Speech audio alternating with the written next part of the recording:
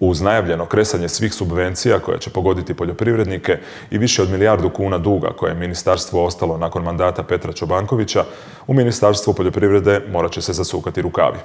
Vlast na odlasku je dugovanja prikazala kao 618 milijuna kuna, a kratka analiza je pokazala da je brojka gotovo dvostruko viša, 1,13 milijardi kuna, i to bez voda, šuma i lovstva koji su priključeni novom ministarstvu. U isto vrijeme zahuktali su se europski razgovori o reformi zajedničke poljoprivredne politike koja ove godine bilježi 50 godina postojanja. Upravo o ovim temama razgovaramo sa zamjenicom ministra poljoprivrede Snježanom Španjol. Mi ćemo od potpisivanja ugovora o pristupanju Republike Hrvatske Europskoj uniji ići na radne skupine Vijeća Europskog i Komisije. Naši kolege iz Ministarstva poljoprivrede će biti aktivno uključeni u rad radnih skupina, imat će pravo iznijeti svoj stav, aktivno će pratiti što se dešava u tim radnim skupinama vezano za reforme koje Europska unija trenutno priprema. To je zajednička poljoprivredna politika, reforma uređenja tržišta poljoprivrednih proizvoda, reforma izravnih plaćanja, odnosno kod nas poznatih kao poticaji, i reforma ribarske politike. Od početka će biti uključeni u izmjene postojećih regulativa i moći će signalizirati kolegama u ministarstvu u kojem pravcu se reforme usmjeravaju, kako bi se mi ovdje mogli kvalitetno pripremiti u ministarstvu, ali naravno i proslijediti informacije našim korisnicima i naravno javnosti Republike Hrvatske.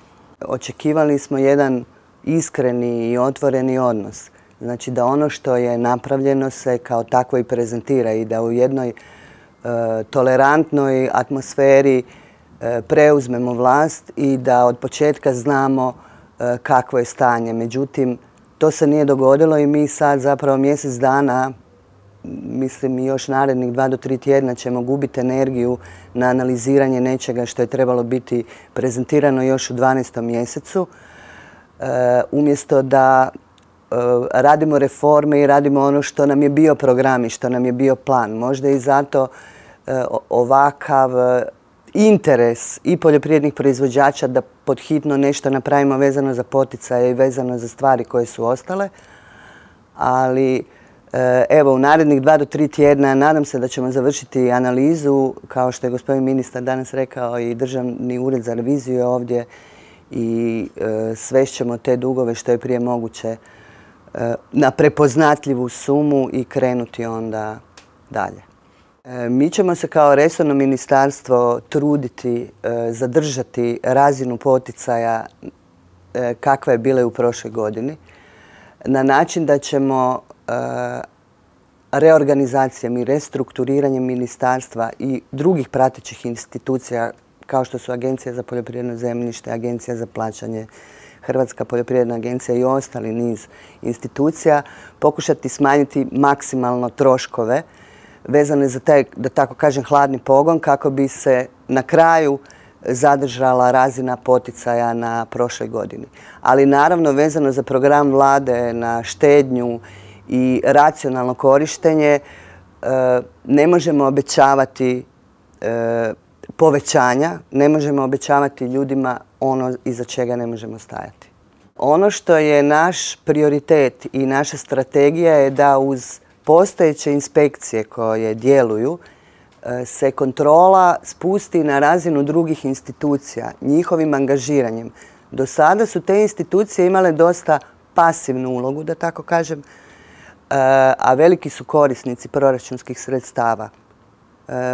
Sve te agencije, zavodi, centri i ostalo. Njihov bi zadatak trebao biti praćenje poljoprivrednog proizvođača, pomoć poljoprivrednicima u pripremanju projekata, u davanju pravovremenih informacija vezano za mogućnosti koje oni imaju kroz zakone i pravilnike i naravno praćenju proizvodnje njihove i poboljšanju i povećanju proizvodnje. Učinit ćemo maksimum da uz poljoprivrednu inspekciju angažiramo i sve institucije koje su nam na raspolaganju u kvalitetnom praćenju poljoprivrednika.